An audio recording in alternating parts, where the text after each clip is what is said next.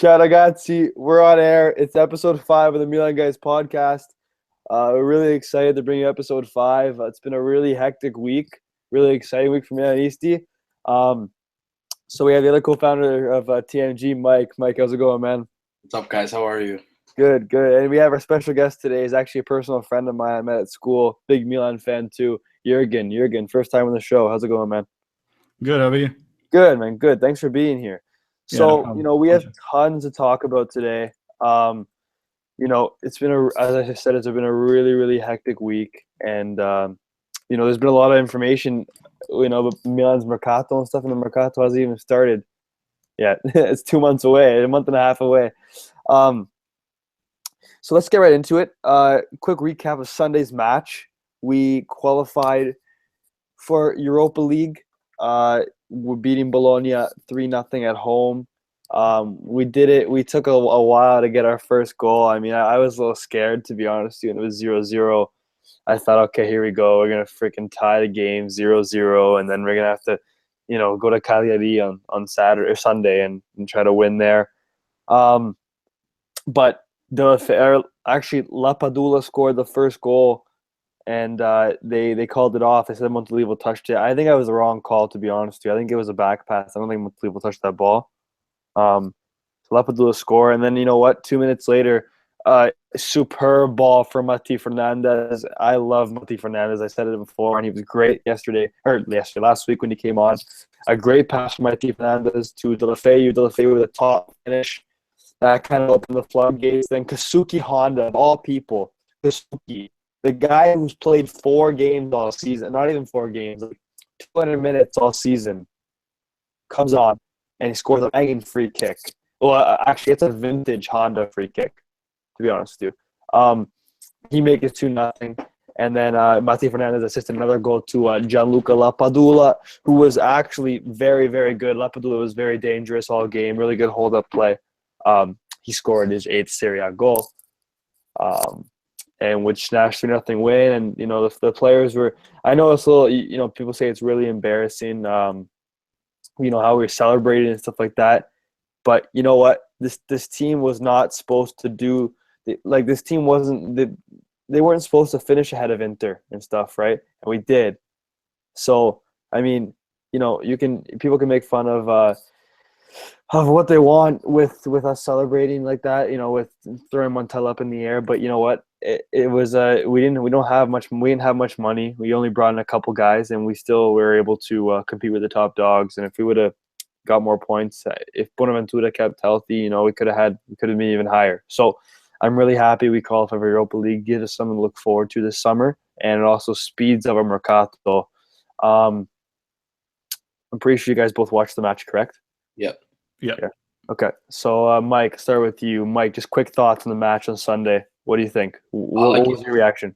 Like you said, watching it had that feeling of a game that was just going to end up in a 0-0, and I didn't really want that just because I didn't want to go to the last game. Like I've mentioned, I want to be the ones that decide our own future, not have to wait on anybody else. So it was good that we eventually broke the floodgates and we were able to get the result, a nice little 3-0 result. That was justice.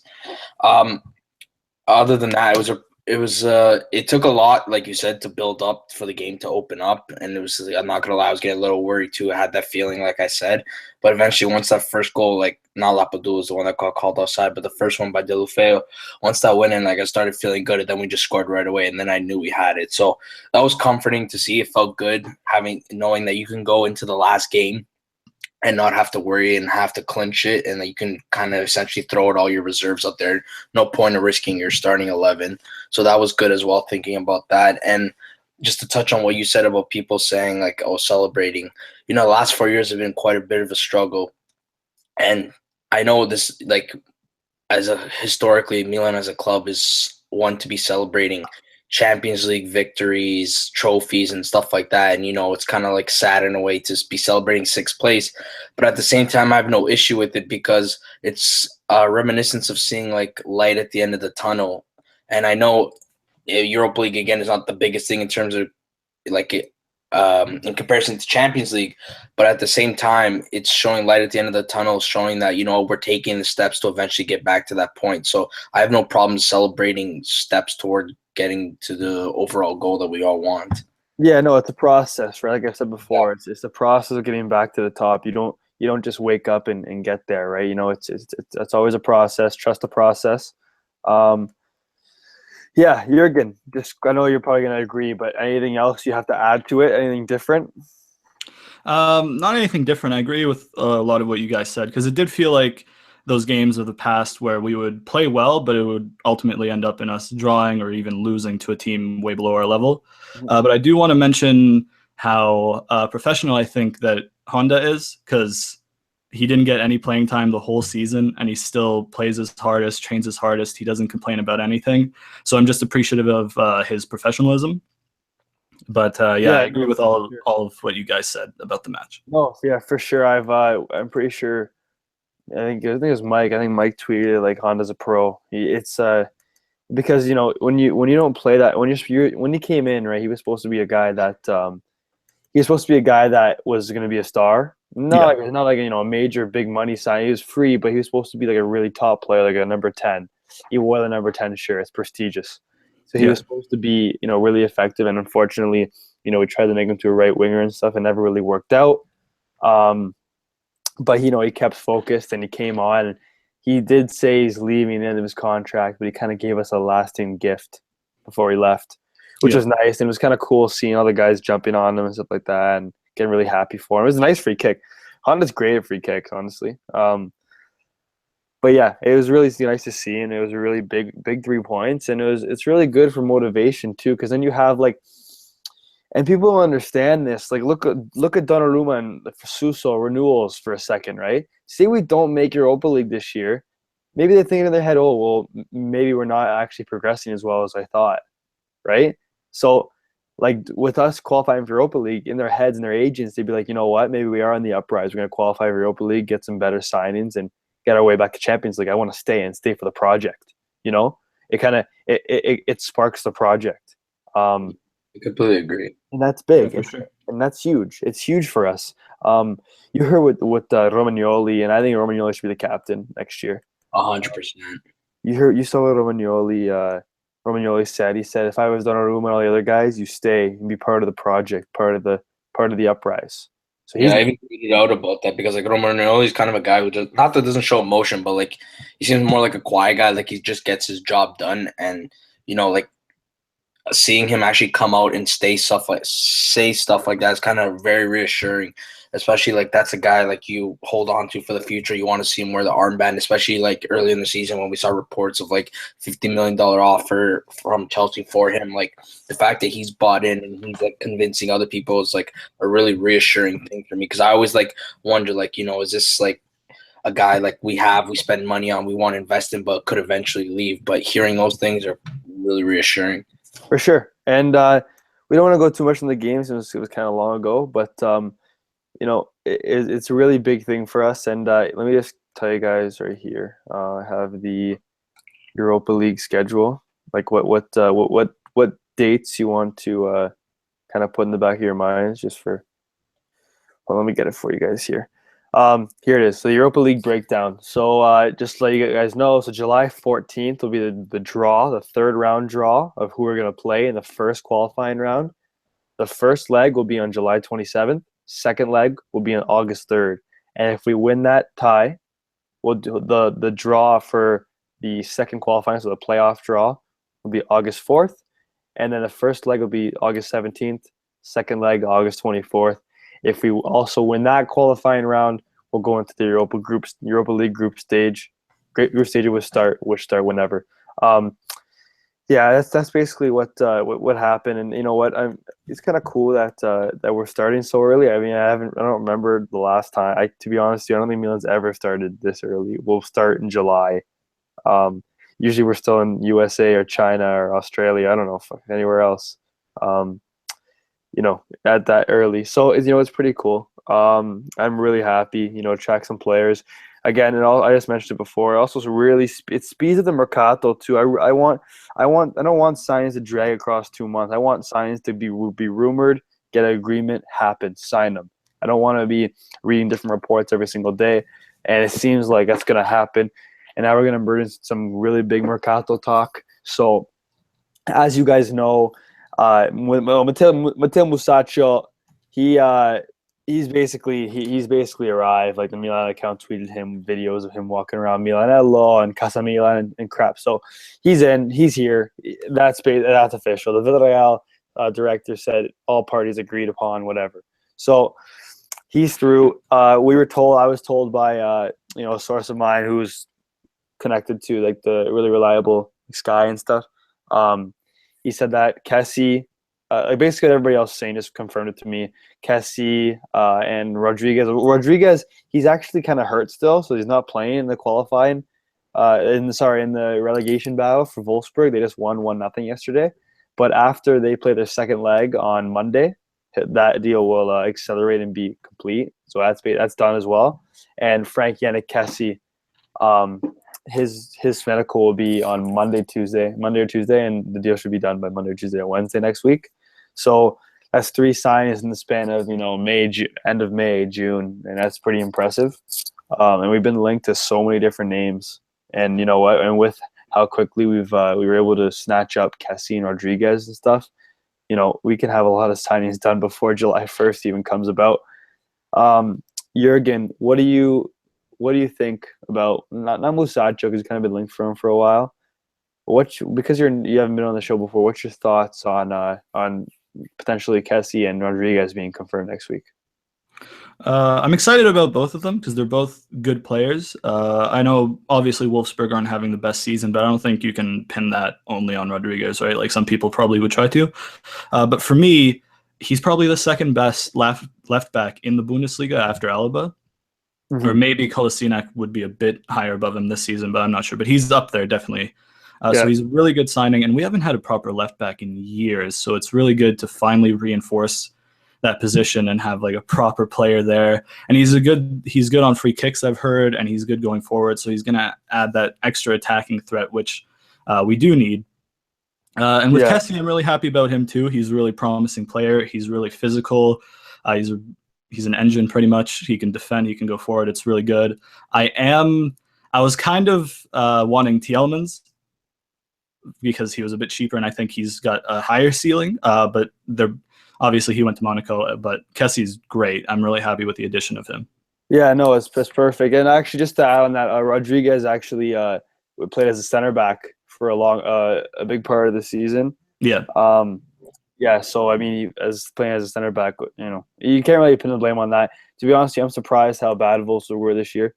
That's really surprising. Yeah, it's crazy because they got like the quarterfinal of the Champions League last year, right? Or something. Yeah. Well, they lost to Real Madrid last year. So they lost to Real Madrid. So I don't know, it's kind of crazy. But I have a friend who's a Bundesliga fan, and he told me that Rodriguez is easily like the second best left back in Bundesliga, like behind like David Alaba, which is pretty prestigious because David Alaba is world class. Oh yeah. Rodriguez is good. Kessie's good. Mike, we've already talked about it in another episode, and I'm going to ask you, but we'll kind of move on. So, confirming 3 signings really quickly is really it's positive. No, when you look at what our new owners are doing, you can tell there's a real project in place. Let's move on. It's no secret we're trying to get our number 9, our bomber striker. There's been a few rumored names: Pierre-Emerick Aubameyang, Alvaro Morata, and Andrea Belotti's kind of been fading. 100 million euro price tag, which he's not worth. I wouldn't pay that. It looks like Morata's been our first choice for a while. It's been reported that. So, basically, Morata. It was reported by Gazzetta dello Sport and Marca in Spain, I think it was. Gazzetta said that Morata said yes to us. He agreed. We were going to pay him 7.5 million euros a year, and we have a 60 million euro bid for Real Madrid, which they're probably going to accept. So I was tweeting on my personal account yesterday and stuff. I really, really want Alvaro Morata. He's a top player, a top striker. He'll definitely add a different element to our team, and he'll make our attack way more dangerous to opposing defenses. And it looks like, honestly, apparently he chose us over Chelsea and Manchester United. So, I mean, that's pretty big. If true, that's pretty big. Because Chelsea and Man U are also clubs who can pay him a lot of money. So, and especially because both of them can offer him Champions League football next season too. So but apparently he wants to be at Milan because he's going to be the undisputed starter, which is true. He wants to be the star because he played a second fiddle at Karim Benzema this year, which is kind of unfair. I think he's better than Benzema. Mike, what do you think? I know you agree with me here. But what do you think of potential Morata signing? Because it seems like it's getting closer and closer every single day. For me, I get very excited every day as it potentially gets closer, just because. I mean, not to go into the same conversation, but out of the three that we mentioned between Belotti, Aubameyang, and Morata, he is my first choice. For reasons that I've already stated, I think he's the most proven. I think he's the one who will do most well. I love Belotti, Milanista, guy who plays in Serie A, doing well this season. But at the end of the day, I think he could be very well. I just kind of fear that it's kind of a one-season thing, which I don't think it really is, but there's always that fear. At least Morata, he proved it with Juve when he was playing in the Serie A, but he's also proved it with Madrid, even being a backup striker, like you mentioned, to Benzema. So with that, I don't know what more you could possibly want. And just to shorten it, even with Aubameyang, like obviously a youth project with us, and, he's doing well in the Bundesliga, but not doubting his talent or anything. But for me, he's not my first choice. Like I've mentioned before, I don't think he's the guy, maybe for another team, but I don't think he's the guy for us. I think Morata's kind of the guy. Like I see even some people like, he kind of reminds me of Pipo Inzaghi, like how he shows up in big games and he's kind of guaranteed to score for you. So, and I see a lot of people agreeing with the whole Morata as the first choice, and the fact that Milan have him at the first choice is very promising to me, and I really, really, really hope it gets done. Yeah, no, for sure. He's a really, really, really good player. And it'd be. I think I'm echoing. Hello. Okay. He's a really good player, and it'd also be a huge mock to Juventini if Morata came over to Milan, because they all say, he's still a Juventino. He won't go to another Italian club. It'd be great if he came to Milan, because that'd be a huge slap in the face to the cheaters. So yeah, that'd be cool. No, yeah, Morata would be really top, really top signing. And if we were able to confirm him, by Di Marzio or something by, June, that would really kickstart it, because then he'd be available right away for Europa League qualifiers. He'd be able to train with us for a couple weeks and stuff. So, I really want that to happen. And I hope we can close a deal for it. I mean, if Gazzetta is reliable in any way, it could happen. It really could. Anyways, apart from that, let's move on. We have a few people tweeting us, stuff like that, and they're saying they're really liking what they're hearing. This guy says we should kind of go through a Man U way, try to attract some big players like they did, and then now they made Champions League through Europa League.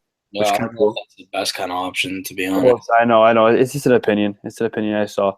So let's move up. Let's go up the list here. We're also looking for a backup striker. It was reported, a couple days ago. We were interested in Patrick Schick from Sampdoria. Well, every team's interested in Patrick Schick. We're looking for a young backup striker. So then Di Marzio actually reported today that we're actually interested in Dembele, Moussa Dembele from Celtic, the Celtic Dembele. Mm-hmm. Young striker. I believe he scored 16 goals in the Scottish Premier League this season. Young player, good player. I have a few Celtic friends. I have to talk to them about it, but I'm pretty sure. Well, from what I know from right now, he's a pretty good player and he'd be a good signing. But the only thing is, I think Celtic don't want to give him away for cheap because he's one of their stars. So yeah, I mean, we're looking for the young striker. I mean, I don't know really why, because I like Lapadula as a backup. To be honest with you, I think he runs around and. He runs and he has grinta and he cares, and he had 8 goals in like 1,000 and a bit minutes. It's pretty good. But yeah, we're looking for one. Patrick Schick's definitely an option, and also Giovanni Simeone from Genoa. So, Mike, what do you think? Like, in your honest opinion, do you really think if we went to go out and get like Giovanni Simeone, do you think he's really an upgrade over Gianluca Lapadula? It's a good question, but also a tough question. Just because, like, I know, and I'll put him and Sheik in the same conversation. So I'm talking about both. Um, both guys with really good seasons this year. That's undoubtedly to say. Um, they're both young, if I'm not mistaken. Lots of potential as well. So with that, there's a little bit of an unknown. Like I mentioned before, Belotti is it a one season kind of thing? Is it something that's gonna maybe consistently continue? We don't know. In terms of Lapadula, we've obviously seen him quite a bit this season. He's even taking over Baca's spot at sometimes. I like his hold up play. It's much better than Baca. Like you mentioned, he has Grinta. He loves the club. He loves the jersey. He's beloved by the fans. So that's obviously a good thing. Just sometimes, as a backup striker, like when you're coming in, it's usually because, either like a formation change or the main striker is not doing a good job. So you got to come in and be that poacher to kind of prove yourself. Lapadula's done that sometimes this season, but there's been quite a few times as well when he's missed some absolute sitters. And, it's kind of affected us in a way. And that's not being harsh to him. It's just the reality of it. So it's kind of an up in the air question just because I love to keep Lapadula just because, keeping him doesn't do any harm in my opinion. But at the same time, maybe a Patrick Schick or Giovanni Simeone as a backup could potentially be an upgrade just because of their higher ceiling. And, a lot of people saying that like Lapadula is having a little bit hard time adjusting to Serie A. So to be honest with you, as a final conclusion, I would say whether we keep Lapadula or we get a Schick or a Simeone, I don't think it really matters for me. I think it's kind of a win-win situation because for both parties, I think the future is unknown. So it's a risk that either way it's going to happen. Yeah, no, that's a good point. But just so like stats wise, I'm looking at who scored here. Simeone 12 goals and an assist in 2,618 minutes, and Lapadula had 7 goals and 3 assists in 1,200 minutes. 7 goals and 3 assists in 1,200 minutes actually is not bad. No, it's not bad at all. He contributed a lot of goals. He's actually, and if you put it in perspective, every time he scored, usually he's won us a lot of points this year with his goals or assists. Just to put it in perspective, his first goal against Palermo, that won us 3 points. Then he scored 2 against Empoli. That he scored 2. Was it the one the game winner? No, I'm not sure. I forget. But he scored 2 against Empoli. Then he scored the one against Crotone in the 86th minute. He scored 1 against Empoli and we lost, but okay, we'll take that out. Then he scored. Then he assisted Mati Fernandez's goal against Genoa. We beat him 1-0, and then he assisted De La Feu's goal against Atalanta with the important point on away. And then he just scored again against Bologna. That didn't really matter that much, but he was really good last game, really good. I'm a fan of Lapadula. I really, really like Lapadula. I don't know what it is. I just really like players who show that they love the club and will do anything, and they'll sacrifice their body, they'll sacrifice themselves for the goodness of the club. And I just don't think, bringing in Simeone. I mean, if you bring in Simeone on the low for a cheap price, does it really mean you have to get rid of Lapadula? Like I don't know. If you bring in, I'd be for bringing Simeone in, but not for Lapadula. Do you know what I mean? You know what I'm trying to say? Yeah. I don't want to sell Lapadula because what happens if he comes in and scores he scores 7 goals? That's not even terrible. Like Dybala had 9 goals this year. Just comparison. I don't know. He played a lot more minutes. I think a fair thing a Lapadula is like sometimes how there's that notion of like, and I can give quite a few examples. Like I don't want to say he's these type of players, but I'll elaborate very quickly.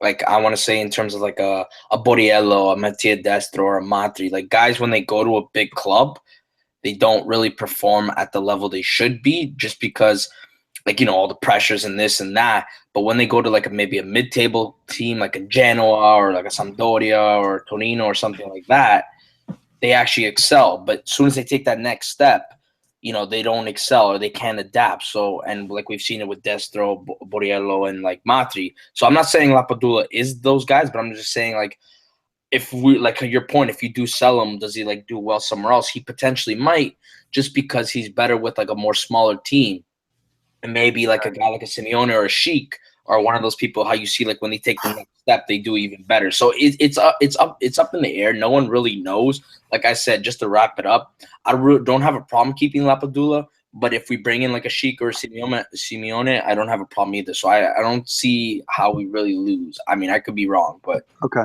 Jurgen, quickly, just before we move on, what do you think? Lapadula, Sheik. Like, well, Sheik's different. Sheik's better than Simeone. But what do you, what would, like, but Sheik also is going to be like 30 million euros. So here's a big question here, and you guys in the live chat here and everything. Do you really want to waste 30 million euros of our budget on a striker that might score a few more goals and Lapadula off the bench will? Well, the thing with Sheik is, I think his release clause is 25 million. Yeah, so but and a lot of people don't want to really match that, it seems, because I think, again, it's kind of like a Belotti thing. It's, you don't know if it's a one season thing with Sheik as well, because he's done well, but he could all of a sudden just drop off and do nothing next year. Mm-hmm. So you never know. So it's always a gamble with the young players.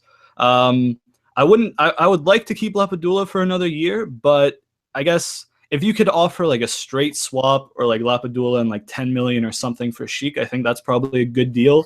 Also, I wouldn't be opposed to, we're not really linked to him, but I wouldn't be opposed to Dolberg because I think he's got a big future. So I wouldn't be opposed to him as our backup, but I wouldn't spend the 25 million on Sheik. I would rather keep Lapadula than spend that much, because we could use it elsewhere in the midfield, or contribute it by Morata or something. Yeah. Our problem isn't, our issue is, my point is, our issue is not the backup striker. Yeah. You know what I mean? Like, we have other problems, because Lapadula as a backup is actually not bad. He's a pretty good striker for a backup striker. Yeah, I mean, he does miss some sitters, but he makes up for it with like his work ethic, and he's scored some clutch goals as well. So it's yeah, I don't know. It's just, I don't know. Just for me, I love Lapadula. Maybe I'm a little biased, but like I just think you can't. It's a guy you don't let go. I don't know. It's a guy you just don't let go, because unless he scored one goal this year or something, but like he really did play well in the minutes he got.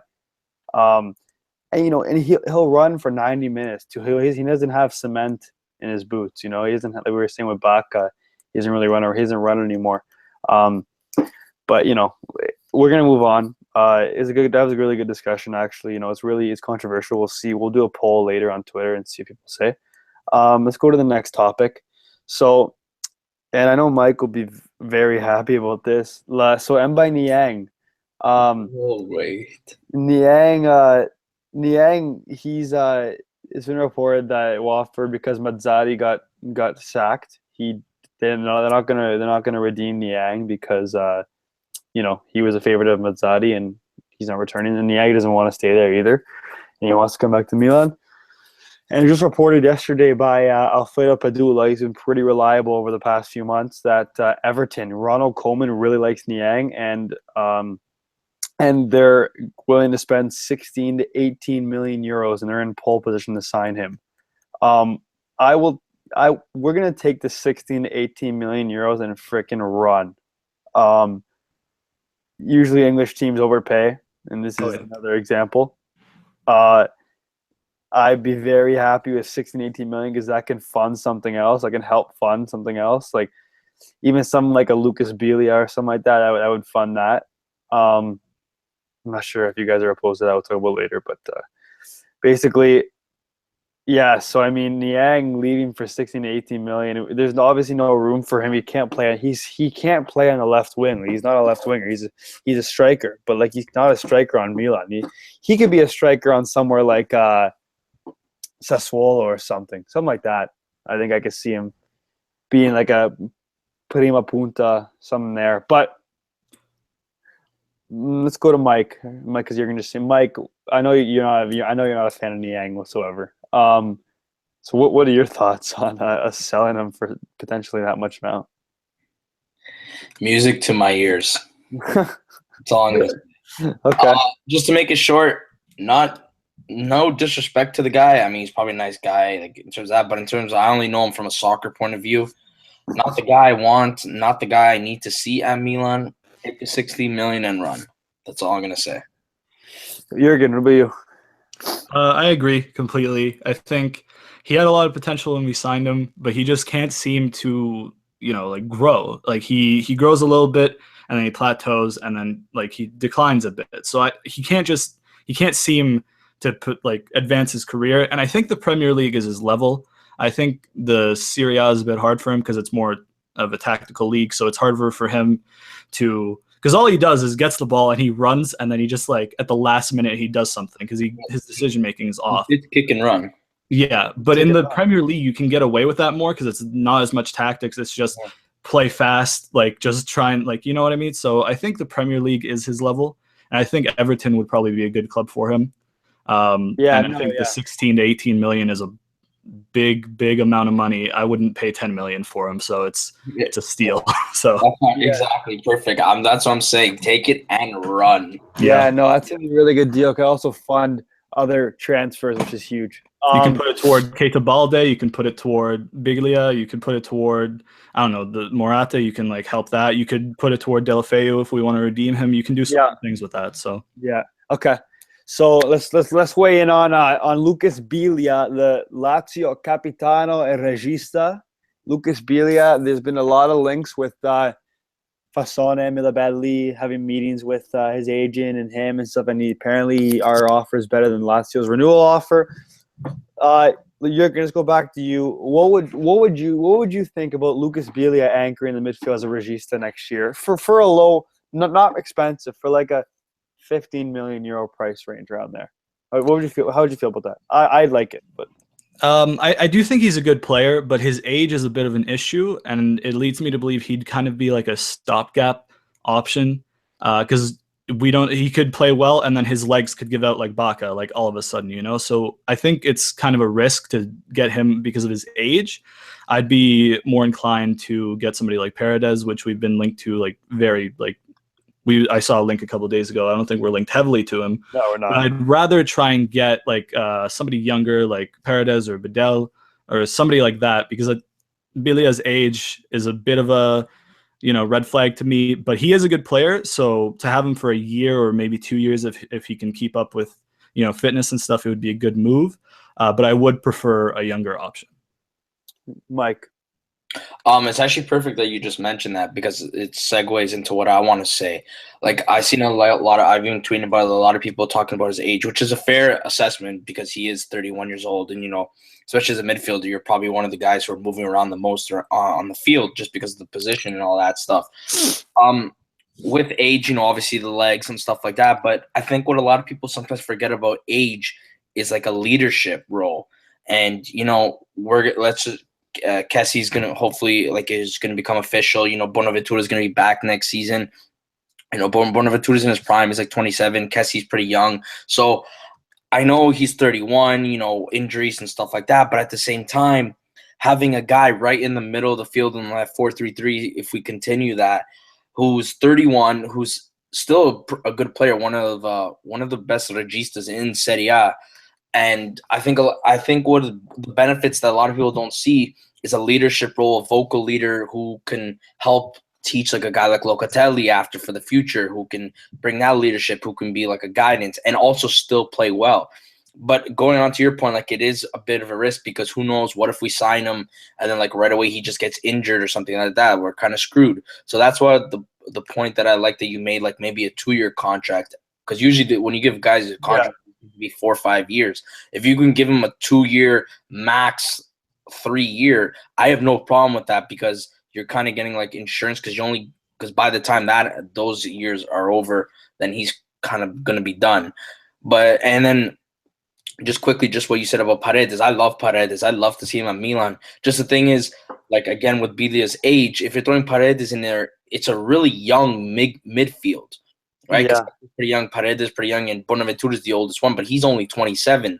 So in reality, I don't know, maybe I'm just kind of old school about it, but I really like having your oldest guy in the middle just to kind of be the general. It's kind of everything's too young and there's no real focal leader. Yeah, no, you want a De Rossi almost. Exactly. Right? Yeah. I see your point, but the thing with Paredes is he's really mature for his age, in my opinion. And he's really calm on the ball. And I think, obviously, you can't have a completely young side because the inexperience will catch up to you and you'll eventually fall off. So you do need some of the older players in there to guide the younger players. But I think Paredes could do well in that position based on because he's really mature for his age. He's like 21, 22, but he plays like he's 28. Like he's so calm on the ball, he's so composed. Yeah, but he also doesn't play that much, right? Like when he plays, he only does it like every so often. So how do we know it's going to translate to every game starter type numbers? You know what I mean? That's fair. Yeah, fair point. Yeah. In the live chat on YouTube here, a lot of guys are saying that they want Milan Bade. I think he's probably the best option. Yeah, but that all depends on what like with the wages and stuff like that. Like you know what I mean? There's so many variables to it. You can't just say, okay, we want this guy, we're gonna get him. Like there's so many variables to it. What happens if Bade's agent's kind of being kind of a goofball and trying to tell us to give him like 3 or 4 million euros a year, and it's a lot. We're not going to give him that. Our offer for Belia is 3 million a year, isn't it? It's because Lazio's was 2.8 and then ours is 3, right? I think that's what I read. Probably maybe. Okay, yeah, probably. So we give it 3 million. Yeah, but Lucas Belia will only be like a 2-year contract, right? Yeah. So that's not bad. I think on a 2-year contract, Belia is probably a good option. Yeah, a 2-year contract. Well, think about it. I watched a lot of Lazio games this year. And Lazio had a great year. He was a big part of that. Yeah, for sure. So I mean, he's pretty good. Like that's like he's a pretty good regista, and he can definitely be a general in the midfield. The only thing is, I wouldn't pay more than 15 million for him. I think that's the absolute max that we should pay. No, I wouldn't pay any more than that. Pretty sure it was reported that they wanted 40 million for Keita Balde and Belia, both. Well, didn't they want 50 and we were offering 40? No, we weren't offering 40 for both. They just wanted 40 for both. Oh, okay. And we all know Lotito always plays a hard bargain. So that's not surprising. But if he really wants to sell them and he's going to be doing that, and he's going to realize soon that no one's going to pay that, he'll lower it. Well, yeah, because they're out of contract soon, so you might as well sell them for some money now instead of letting them go for free next year. So exactly, for sure. He's kind of backed into a corner. Yeah. So another one, Andrea Conti, right back from Atalanta. We've been really heavily linked. Apparently, from every source, we're the front runners for him. It'll be around in the vicinity of 20 million euros. I really, really support this signing, because fullbacks can win you a game. Fullbacks can make you a stronger team. Look at the Juve, Real Madrid. Like fullbacks can make you a stronger team. Mike, what do you think about a possibility of Conti be on the right back of 4-3-3 next year?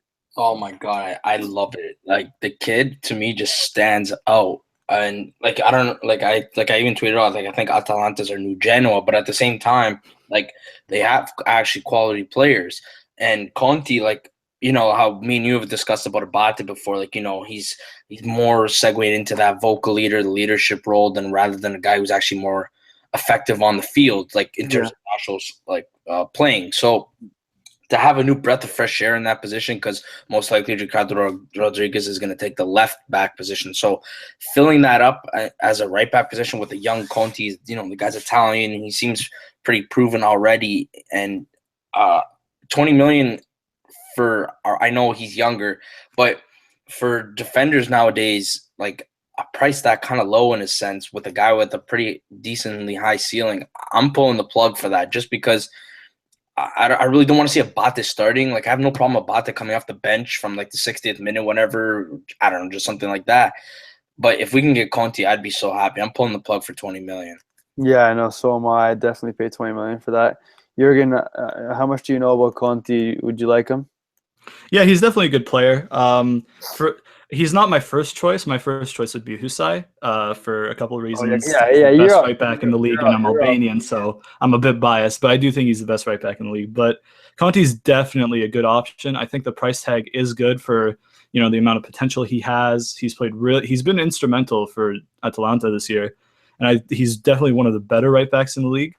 And he can grow and he can replace Abate, and then maybe we could loan out Calabria and have him get some first team minutes at like Spal or something like that.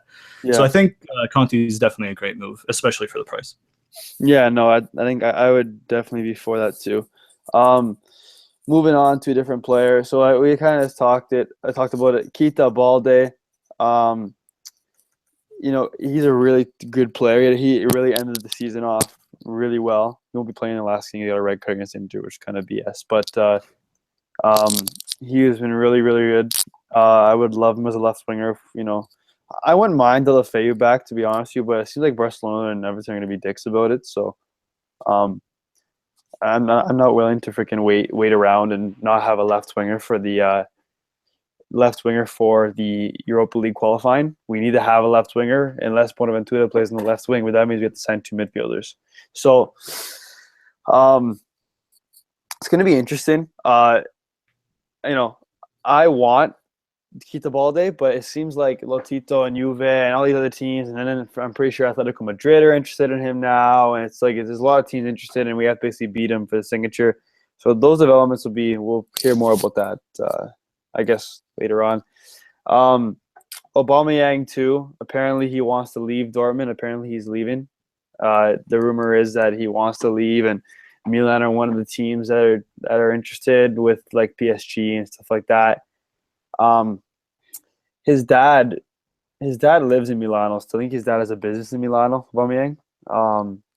That's why he's always around in Milano. So I mean, I guarantee he wouldn't be opposed to moving here.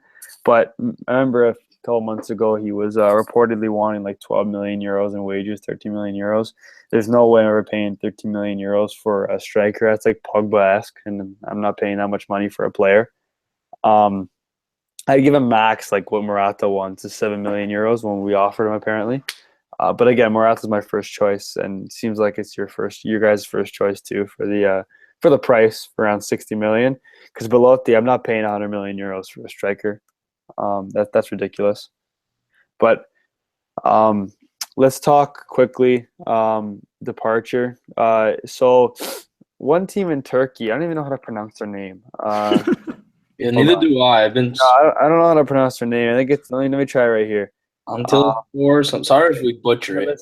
Listen. And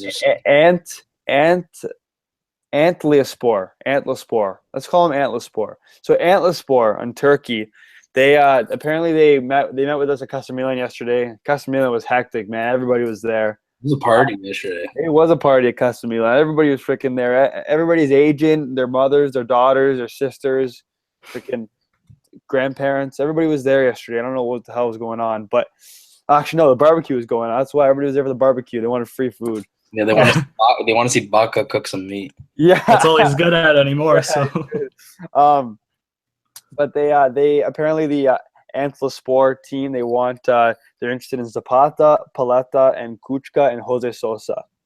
They're interested in 4 players. Yeah, I know. Kuchka actually just arrived. He's still there. About an hour ago, he arrived at Casa Milan with his mom. It's kind of cool. Yeah, the meeting lasted 5 minutes. That's it? Yeah, I heard that. Like, I'm thinking he either was told later he came out, and even Di Marzio tweeted, he's like, "Yeah, I'm trying to find out what happened." Who reported it? I don't. The Milan everyone, because like there's people outside of Casa Milan that like take pictures of like when agents come in. Yeah. Like, Lily Kuchka came in with his mom, and then 5 minutes later he came out. Yeah, because he received an offer from Antlispor for sure. Well, what I'm thinking is he was either told like he's staying 100% and it was short, or he was told he's leaving and he got mad and left. Yeah, no, I guess so. Or even could have been like something like maybe their meeting got delayed just because apparently Aubameyang's an agent who is associated with Aubameyang was also there as well. So maybe like they want to delay the meeting or something. I don't know. It's kind of weird because usually these meetings last around like half an hour, like at least half an hour. No, it's getting really insane. No one knows what the hell's going on anymore. Mirabelli and Fasone, grande uomini. They're awesome. They're awesome. I've never seen this type of speed before in my life. Yeah, it's crazy. Galliani would be scraping the bottom of the barrel on the last day. Hey. He has a point, but I know where you were trying to go with that. No, hey. Galliani is the legend. He's the reason why Milan are as popular as they are. So I'm gonna miss the Condor days. Oh, Il Condor. It was remember it was the last day of the transfer market was the days of Il Condor, the last few days. Il Condor season. I was glued to my phone on the last day, just seeing all the like Milan Twitter's amazing when it comes to Il Condor. I know. Edits and stuff like that. Yeah, I know. Okay, so let's move on here. Yeah, so Kuchka, so basically they're gonna get rid of dead weight. Apparently, Andrea Poli is really close to Bologna. Um, Bologna wants him, which I mean, I tweeted this last night. I got some hate for it, to be honest with you. I literally tweeted. I said, listen to the tweet. I said, unpopular opinion, but I freaking love Andrea Poli. Loves the crest. Average player, but has a big heart. Wouldn't mind him staying. I got a lot of hate on this. I tweeted this in the Milan guys. Like, I literally put in there average player. He has a big heart. That's all I said. This guy, we're trying to get back to the glory days. Okay, like, I understand. Then the one guy said, we're used to mediocrity these days. It's like, well. Yeah, Julian roasted you, man. Yeah, Julian. Yeah, I'm friends with Julian. I'm friends with Julian. But, no, I don't know. I guess, I don't know. I just like Pole because he play again. I like guys who play for the crest. He's like he's a poor man's Gattuso, right? I think like a Walmart version of Gattuso. but he actually Our version of Gattuso. Yeah, but he came on to defend the lead. Like when he came on to defend the lead, it actually wasn't bad. Like he was pretty good. I don't know, just my opinion. But anyways, he's looking to leave. So basically, if someone named Metabelli are looking to get rid of the dead weight, Honda's already confirmed he's leaving. So he's a lot of dead weight, and we've been wanting a lot of the dead weight to get off to leave for a while. So I mean, I guess it's been coming. We need, and apparently Bertolacci might go on loan to Bologna too, which will be pointless. Might as well just sell him. I mean, who the hell wants him? But dude, literally pay them to take him. He's one of the worst midfielders I've seen for us. Bertolacci's best moments in a Milan shirt was him freaking sleeping on his Snapchat stories and stuff like that. Romagnoli always roasts him. Yeah, Romagnoli always roasts him. He always has him like sleeping, or he did a thing with his nose yesterday. That was so funny. Yeah. No, it's cool. Yeah, he can leave. He can leave. Honestly, he's not good. But hey, I remember I said a few episodes ago, I love Mattia Fernandez, and look at Mattia Fernandez. He's one of our best midfielders right now. I say you redeem him for on the low. It's like €1 million. Keep him as a bench player. Comes on, plays a random game here and there. He's a good player. He doesn't lose the ball. 2 assists last game against Bologna. He had a goal and 3 assists for the season. I really like Mattia Fernandez. I don't know if you guys agree. Not many people do agree. But, yeah, I like Mattia Fernandez. I think he's one of him and like Pasalic are maybe the only ones I'll keep around. Oh, actually, you know what? It's tough because I like Kuchka too. I like. I was really just gonna say, if there's 2 guys I'd probably keep Mattia Fernandez and Kuchka. Like I don't have a problem letting Pasalic go. Yeah, no, especially if Chelsea plays a hard bargain too, and they're dicks about it as well. But yeah, we're gonna have to start wrapping it up soon. But the last conversation we gotta have, it's a huge day. And before this, we'll quickly preview Milan Cagliari. Huge news. Gennaro Gattuso, Rino Gattuso, the new coach of Milan Primavera. Amazing deal. He's the guy we need to coach the young players. This should have happened a while ago with another legend, but Gattuso's different. It seems like every Milanista is on the same page. Bringing him back is perfect. And I'm so happy that Gattuso's Calabrese too, like me, so I really like him. He's a Paese of mine. He's a Paese. And Mike, aren't you Calabrese as well? Yeah. Yeah, so you like him too, no? Of course. Okay. Yeah, so he has the grinta. He knows exactly what it takes to win because he's done it before. And basically what he said today in his quotes, he said young players shouldn't be prima donnas or anything like that because they have to be grateful they're playing football. That's the exact mentality you have to have. So we don't have any more Hashim Mastours running around having secret meetings with Barcelona. Dude, Hashim Mastour plays more NBA 2K than he does training for football. He does. Man. It's hilarious. You mean the Red Bull spokesperson? yeah. He beat Neymar in the skills competition. That's the only thing he'll ever win is yeah. So he's basically Gattuso, amazing. And he's also going to serve as like Montella's mentor too. That's kind of cool. So basically, he's going to be involved in the first team, Gattuso. So like I guarantee he'll be at training and stuff like that too. He'll be at the team's training, and he'll be and maybe one day if he has experience enough and he's good enough, he'll he'll be able to take over Milan's bench. You know, players will be scared to play for him. They'll be scared not to play for him. They'll be scared to make mistakes. He'll whip them into shape. Players can't slack. If they slack, they'll be sold pretty easy. We're not selling for mediocrity anymore. It's if you don't want to work, you're gone. See you later. I want him to literally kick people if they slack. Oh, he will. He will. He will. You did not yeah. see him slap his assistant coach in Pisa? Yeah. No, but I know I have a friend who told us he wants to talk about. He's gonna listen to it after our podcast. Said he wanted us to talk about Gattuso, and Gattuso is just such a great signing. I'm so happy to see a Milan legend. But Maldini, take notes. Why aren't you calm? Like, what are you doing? Listen, I can wrap up the Maldini thing for you right now. What? Basically, you're going to have to look at it from two perspectives. So he's an old school kind of guy. Like for him, like seeing Chinese like the Chinese consortium owning like a team like Milan, so used to having like Berlusconi there, is something for like people with an older mentality. It's kind of hard to adapt to. And he's a guy. See, what confuses me just a little bit is I know he's like probably one of, if not like the biggest bandiera that's ever been at Milan, like maybe Baresi, but like he's obviously he's probably one of the biggest advocate, like, you have to work hard to get to where you want in life and stuff like that.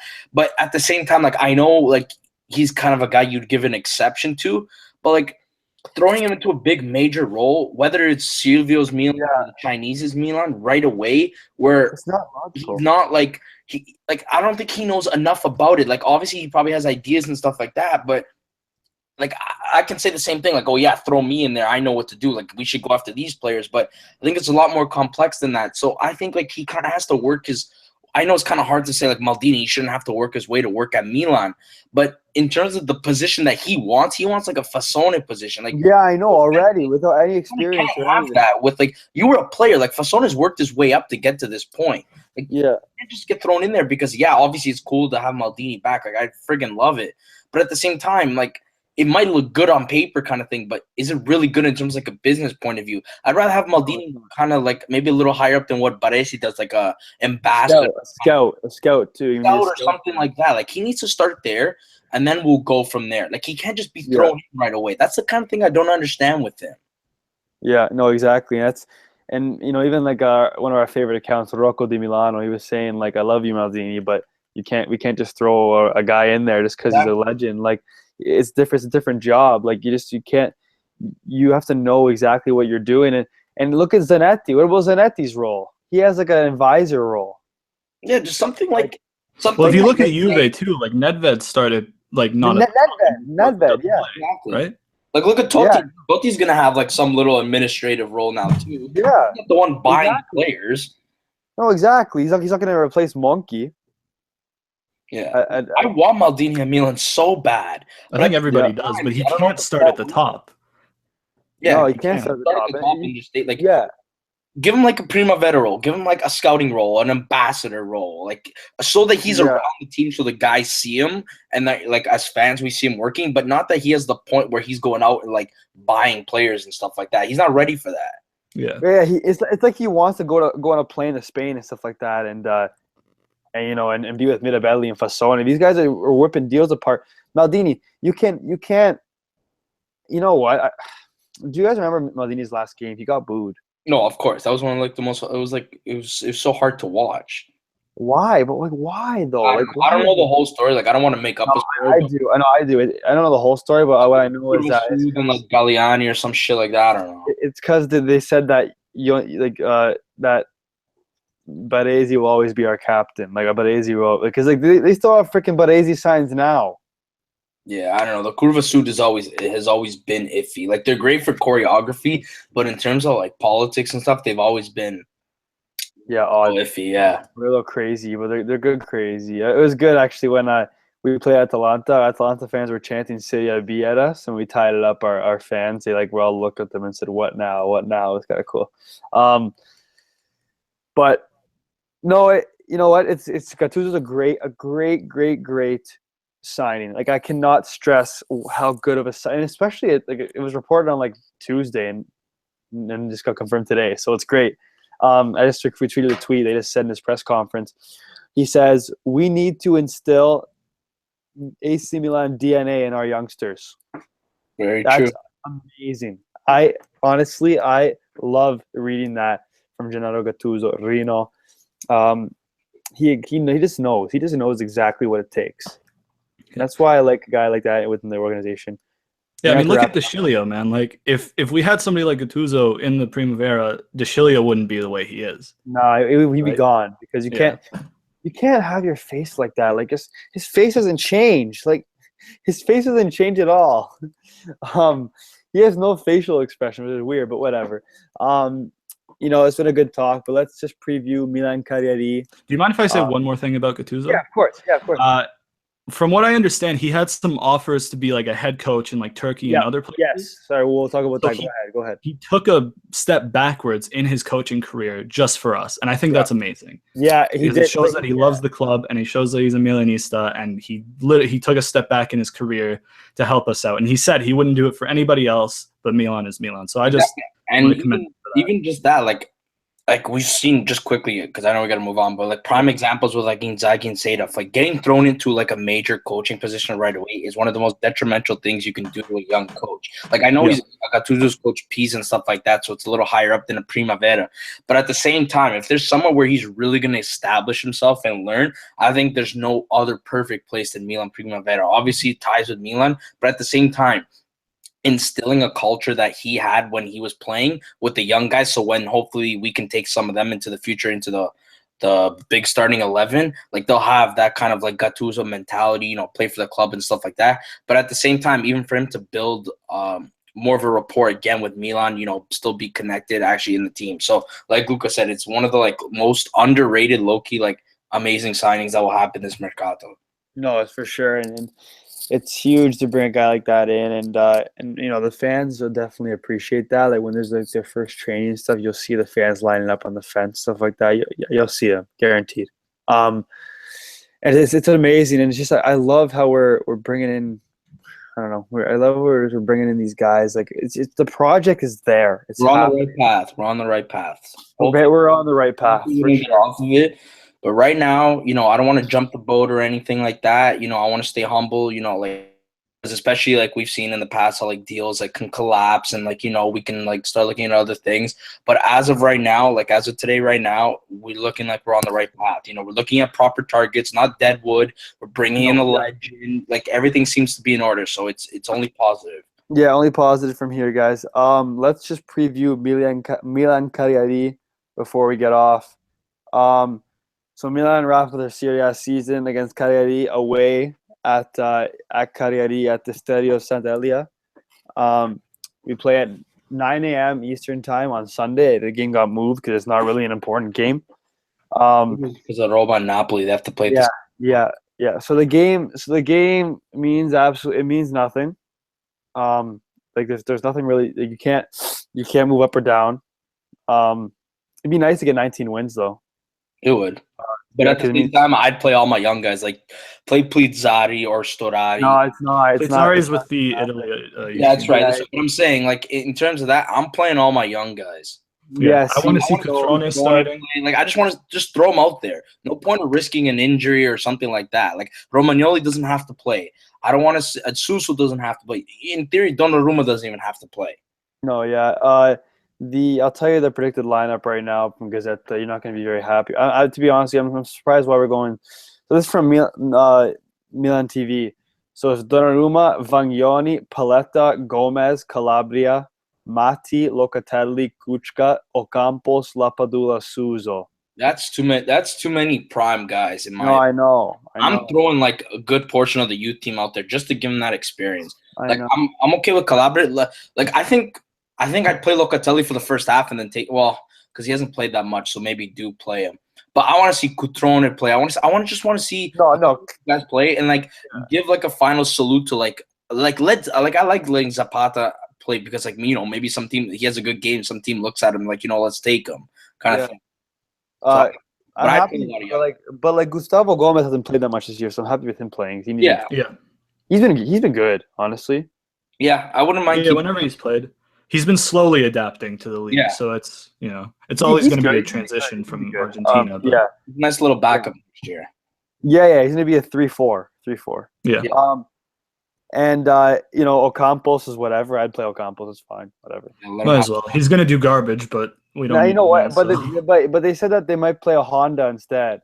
I hope they do. I think we need to Yeah, rest he Suso deserves for the to rest. start. Like, He deserves to start. So, yeah, Delafeu got a slight injury, so they're not going to play him. And then they said Romagnoli's not going to play us because Romagnoli's not going to play. That's from Milan TV.